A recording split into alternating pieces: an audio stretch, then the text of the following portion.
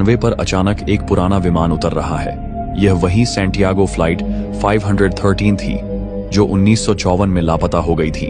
सबसे चौंकाने वाली बात यह थी कि विमान पूरी तरह चालू स्थिति में था। इंजन चालू थे और विमान उतनी ही बेहतरीन स्थिति में दिख रहा था जैसे वह अभी अभी टेक ऑफ किया हो। लेकिन बड़ा सवाल यह था, 35 साल बाद यह विमान कहां से आया और इसे लैंड किसने किया? सुरक्षा दल ने जब विमान का दरवाजा खोला तो अंदर का नजारा किसी डरावनी कहानी जैसा था। विमान के हर यात्री और क्रू मेंबर की जगह केवल कंकाल मौजूद थे। पायलट का कंकाल कॉकपिट में कंट्रोल पर हाथ टिकाए बैठा था, मानो वह विमान को उड़ा रहा हो। लेकिन सबसे अजीब बात यह थी कि विमान की हालत बिल्कुल नई जैसी थी। किसी भी तरह की खराबी या जंग का नामोनिशान नहीं था। सवाल यह था कि अगर विमान के सभी लोग मर चुके थे तो यह कैसे और क्यों 35 साल बाद लौट आया? इस घटना ने वैज्ञानिकों और विशेषज्ञों को उलझन में डाल दिया।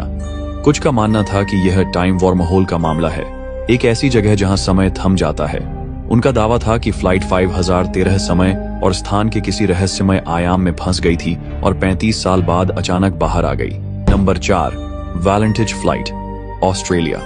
यह कहानी है 21 अक्टूबर 1978 की, जब ऑस्ट्रेलिया का एक युवा पायलट फ्रेडरिक वेलेंटिज सेस्ना 162L विमान उड़ाते हुए मेलबर्न से किंग्स आइलैंड के लिए रवाना हुआ।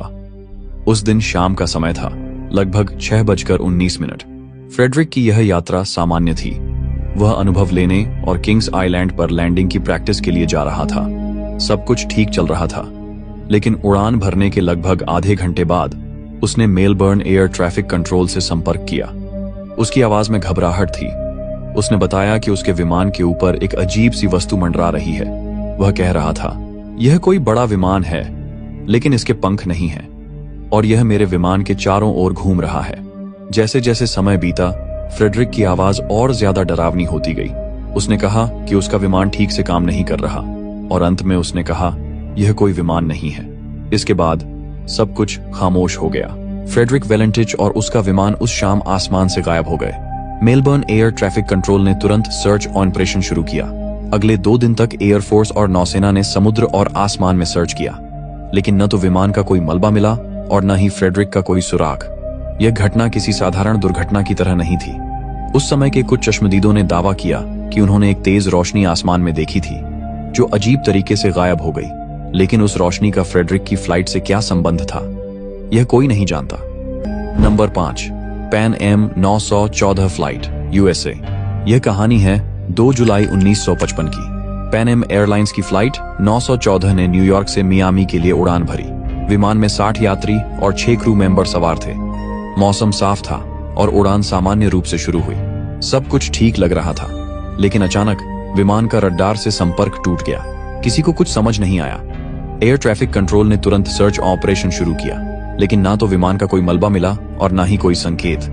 आखिरकार इसे दुर्घटनाग्रस्त मान लिया गया और सभी यात्रियों को मृत घोषित कर दिया गया। लेकिन सच्चाई इससे कहीं ज्यादा चौंकाने वाली थी। 37 साल बाद 9 सितंबर 1992 को वेनेजुएला के कराकस एयरपोर्ट पर एक अजीब घटना घटी। एयर ट्रैफिक कंट्रोल ने देखा कि अचानक एक पुराना विमान रनवे पर उतर रहा है। यह विमान किसी आधुनिक विमान जैसा नहीं था। यह 1950 के दशक का लग रहा था। जब कंट्रोल रूम ने पायलट से संपर्क किया तो उसने कहा, हम पैन एम फ्लाइट 914 हैं और हम न्यूयॉर्क से मियामी जा रहे हैं। इस जवाब ने सबको हैरान कर दिया, क्योंकि यह वही फ्लाइट थी जो 1955 में लापता हो गई थी। लेकिन सवाल यह था कि यह विमान इतने साल बाद कहां से आ रहा था और 37 साल तक यह गया कहां था। जब सुरक्षा अधिकारी विमान के पास पहुंचे तो उन्होंने देखा कि अंदर के यात्री और क्रू मेंबर वैसे ही थे जैसे 1955 में थे। सबके कपड़े पुराने जमाने के थे और वे पूरी तरह स्वस्थ दिख रहे थे। यात्रियों को लगा कि उन्होंने बस कुछ घंटे की यात्रा की है, जबकि असल में 37 साल बीत चुके थे। अचानक पायलट ने घबराते हुए इंजन स्टार्ट किया और जोर से चिल्लाया, हम यहाँ नहीं रुक सकते। और इससे पहले कि कोई कुछ कर पाता, विमान ने तेजी से टेक ऑफ किया और आसमान में गायब हो गया। कुछ ही सेकंड में वह विमान दोबारा रडार से गायब हो गया। यह पूरी घटना वहां मौजूद हर व्यक्ति के लिए अविश्वसनीय थी। इस घटना के कुछ महीनों बाद एक ट्रक ड्राइवर ने दावा किया कि उसने एक अजीब विमान को उतरते हुए देखा था।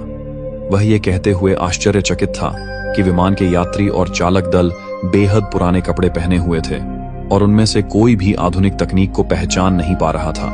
इस कहानी ने वैज्ञानिकों और पारलौकिक विशेषज्ञों को झकझोर दिया।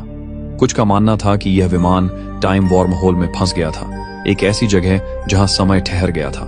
Number 6, Helios 522 flight, Greece. 14 अगस्त 2005 को हेलियोस 522 नामक एक यात्री विमान एथेंस, ग्रीस से साइप्रस के लिए उड़ान भरने के लिए तैयार था। इस विमान में कुल 121 लोग सवार थे, जिसमें 115 यात्री और 6 क्रू मेंबर्स शामिल थे। फ्लाइट का उद्देश्य था साइप्रस के लारनाका एयरपोर्ट तक यात्रियों को सुरक्षित रूप से पहुंचाना। विमान का मुख्य पायलट और सह पायलट इस उड़ान के लिए पूरी तरह से तैयार थे और सब कुछ सामान्य रूप से चल रहा था। लेकिन कोई नहीं जानता था कि यह सामान्य उड़ान एक रहस्यमय और दिल दहला देने वाले हादसे में बदलने वाली थी। विमान कुछ समय बाद अपनी निर्धारित ऊंचाई तक पहुंच चुका था जब अचानक एयर ट्रैफिक कंट्रोल से संपर्क टूट गया। विमान ने बिना किसी चेतावनी के अपनी सामान्य दिशा बदल ली और अनियंत्रित हो गया। कंट्रोल रूम में चिंता बढ़ गई क्योंकि विमान से कोई भी जवाब नहीं आ रहा था। फिर पता चला कि विमान का ऑक्सीजन सिस्टम काम करना बंद कर चुका था। इसके कारण विमान में मौजूद सभी लोग, चाहे वे पायलट हों या यात्री, धीरे धीरे बेहोश हो गए थे। यह सब एक अजीब और खौफनाक स्थिति में बदल गया था। स्थिति और गंभीर होते हुए एयर ट्रैफिक कंट्रोल ने तुरंत 2 लड़ाकू विमानों को हेलियोस 522 के साथ भेजने का आदेश दिया ताकि वे विमान की स्थिति का जायजा ले सकें और किसी भी तरह से यात्रियों की मदद कर सकें। जब ये लड़ाकू विमान हेलियोस 522 के पास पहुंचे तो उनके पायलटों ने जो देखा वह दिल दहला देने वाला था। विमान के अंदर सभी लोग बेहोश पड़े हुए थे। एक व्यक्ति जो कभी भी विमान को संभालने के लिए कॉकपिट में घुसने में सफल हुआ, उसने विमान को नियंत्रित करने की पूरी कोशिश की। वह व्यक्ति जानता था कि विमान में सभी लोग बेहोश हो चुके थे, फिर भी उसने विमान को संभालने की कोशिश की। लड़ाकू विमानों के पायलट भी यह सब देख रहे थे, लेकिन इस व्यक्ति की मदद करने के लिए वे कुछ नहीं कर सके। अंत में 3 घंटे तक विमान ने आकाश में घूमते हुए अपनी दिशा और नियंत्रण खो दिया। जब यह विमान एक पहाड़ से टकराया तो दुर्घटना स्थल पर जांच में पाया गया कि विमान के अंदर सभी लोग, यात्री और चालक दल, दुर्घटना से पहले ही मर चुके थे। इसकी वजह थी विमान का ऑक्सीजन सिस्टम का निष्क्रिय हो जाना। लेकिन एक और सवाल ने सबको हैरान कर दिया। क्या यह सब एक दुर्भाग्यपूर्ण दुर्घटना थी या इसमें कुछ और रहस्यमय था? लड़ाकू विमानों द्वारा देखे गए दृश्य और वह व्यक्ति जो कॉकपिट में घुसकर विमान को नियंत्रित करने की कोशिश कर रहा था, यह सब किसी अजीब और रहस्यमय घटना की ओर इशारा करता था। यह घटना समय यात्रा से संबंधित नहीं थी, लेकिन यह एक ऐसी घटना बन गई जिसे समझ पाना मुश्किल था।